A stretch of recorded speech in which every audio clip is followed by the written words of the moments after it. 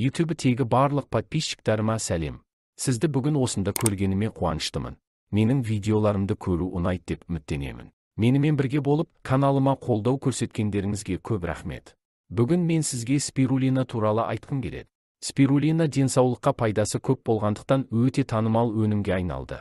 Спирулина ақуызға, витаминдерге, минералдарға және антиоксиданттарға бай микроскопиялық балдырлар. Ол сондай ақ темірге, кальцийге және магнийге бай, бұл оны қоректік заттардың тамаша көзі болып келеді. Спирулина иммунитетті жақсартуға, холестерин деңгейін төмендетуге, қабынуды азайтуға және жүрек қан тамырлары денсаулығын жақсартуға көмектеседі.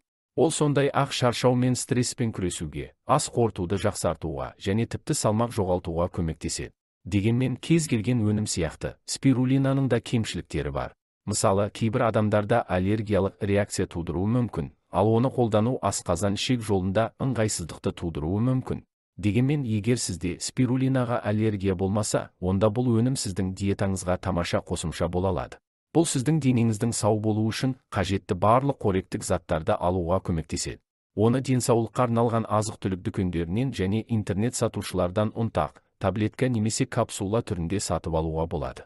Дегенмен кез келген өнім сияқты, спирулинаны тағамдық қоспа ретінде қолданбас бұрын, спирулина бар дәрілермен немесе медициналық жағдайлармен өзара әрекеттеспейтінін және оны тұтынудың қауіпсіз екеніне көз жеткізу үшін дәрігермен немесе диетологпен кеңесу маңызды.